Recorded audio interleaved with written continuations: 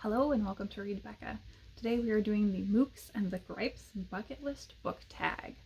This tag was originated by SHAWN the Book Maniac, and I love SHAWN. His videos are ones I always watch right away.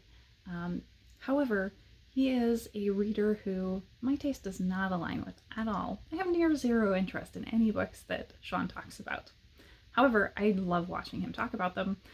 He has such passion for the specific niche of books that he does read. So yeah, I highly recommend checking out his channel if you have not checked out SHAWN the Book Maniac before. This tag is focused on a podcast of the same name, and unfortunately, because of the circumstances right now in the world, I no longer have a commute, so I'm not listening to podcasts at all. But this is a general book discussion podcast. I did check out a couple of the episodes and the topics, and it does very much seem like something that I would listen to in my day-to-day life if I were listening to podcasts right now. So if you are still that person, I would recommend checking them out, and I will have their info linked down below. So let's get onward to the tag. So this is basically just a make a list of 10 books you want to read before you die type tag, rather than one with specific prompts, which is pretty easy to do, but with one caveat that you have to allow your viewers to vote for 2 books that you should pick up.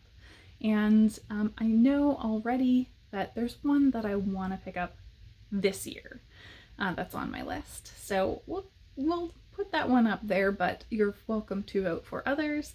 Yeah, please leave me comments if you would like to see me get to any of these books for sure within the next year.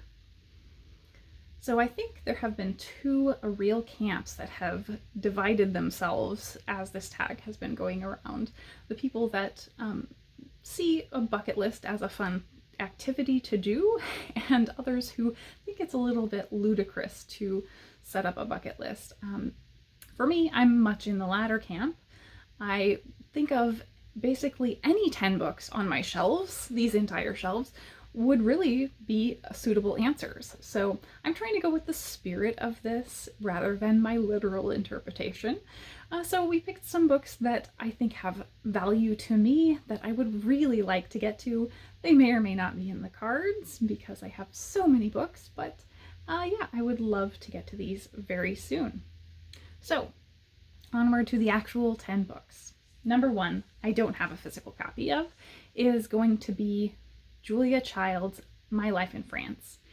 And I love chef memoirs in general, so it's absurd that I have not gotten to this one. It's quite iconic. It is the basis for, I think, the Julie and Julia blog and film. So it's one that I absolutely should have read by now, but I haven't. So that is my number 1. Number 2 I have here is one I recently hauled, and that is the Elric Saga, Part 1 by Michael Moorcock. And this is really about as iconic and canon, if there is a canon to high fantasy, traditional high fantasy. I'm much more in the modern school of fantasy. As a reader, I like the weird stuff, the progressive stuff, but I think the plots maybe for this will not be as much my sort of thing, but from what I've heard, everything else may well suit me. So this is one that I feel like I want to get to as a major fantasy reader. Next we have Neurotribes by Steve Silberman. And I've heard Steve talk before on the topics of this book. This really looks into the history of autism, Asperger and Kanner in their research, the way that Asperger patients were being treated, or really before they had that diagnosis, what children who likely did fit into that distinction would have gone through. And so that is interesting on its own, but then this also looks to the future of what neurodiversity means, and having a world where different brains are accommodated. So that sounds fabulous to me. And next we have kind of a cozy book. James Herriot's All Creatures Great and Small. This one I think is just a countryside veterinarian telling stories from his life and work. And this is fairly iconic for people who like that sort of English countryside story. And I think there's a show now, which I have not seen as well. This sounds exactly like my sort of thing. So I don't know why I haven't picked it up, and I feel like I will probably say that for all of these. They are all exactly the kind of books I should have picked up by now. Next, we have Biblical Literalism, A Gentile Heresy by John Shelby Spong. This was recommended to me by a Jewish friend, and I was raised in an evangelical literalist home. And so this is one that's interesting to me because I have come very much away from that. But at this point, Ripley is helping me. Thanks, Ripley. So at this point, I think I have a lot of context for this now. I am ethnically Jewish and have explored a little bit of that in my adulthood, though I was never raised with the religion. So as far as I understand, this does take a look at the history of the authors of the letters and works that were combined into what we would consider the Bible today, and the fact that them as Jews primarily would not have even had really the context for treating those stories as literal. And so I think this gets into that quite a bit, and the author is actually an Episcopal bishop. So this is not criticism in a way of tearing down the works or the writings. It is really coming from inside, from a person who still does believe in these things and follows them without the literal interpretation. So and you know, critiquing how that actually damages the message. So I think this would be extremely interesting to me. Next we have yet another fantasy. This is The Curse of Chalion by Lois McMaster Bujold.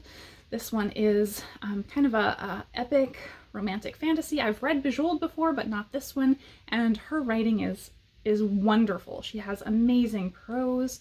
The stories and characters will absolutely sweep you up. So this is probably my most recommended book. I've said that before. I absolutely have to get to it. This is on my list to get to this year. So it's gonna happen. It's gonna happen. Next is, I doubt this needs any introduction, The Three Musketeers. I have read Count of Monte Cristo and loved it. Absolute all-time fave. So I don't know why I have not gotten to this one. It is a must-read. Next we have Gödel Escher Bach by Douglas Hofstadter, and this is a complex work, and it's quite big. There's entire subreddits dedicated to understanding this work. So I don't know if I can properly sell this one, but as far as I know, the three people on the title, we've got a mathematician, an artist, and a musician, a composer. And so Hofstadter is exploring the core of those things, and the way in deconstructing them, they really are all the same thing. So the way that all things are connected is what he is exploring, I believe. But this is quite an interesting work. The format has a lot of oddities, so it should be an interesting exploration. So then we have Pillars of the Earth by Ken Follett, and this is historical fiction. I think really big, sweeping, epic historical, and everyone who reads this loves it. So I'm going in knowing very little. I think this is set in the 12th century. It's right around the handoff between Henry I and Henry II, but is, I believe, exploring the intersection of religion and politics at the time through a fictional place, and through these characters who are an architect that is building a cathedral, this kind of massive cathedral, and a monk or a bishop, I'm not sure, someone who is involved with that church. So that should be very interesting. And finally, we're up to number 10. I have yet another big chunky one, The Complete Edgar Allan Poe.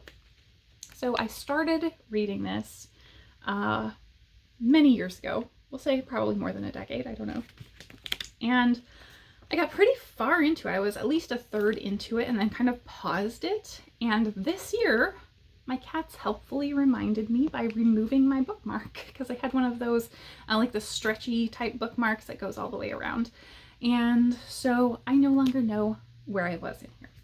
So that means I need to start back over from the beginning, right? So I do want to start over and start reading this. I love all of Poe's work that I have read. I think many people think of Poe as purely horror, but he wrote a lot of stuff. Obviously, it's got poems on the front. He wrote poetry.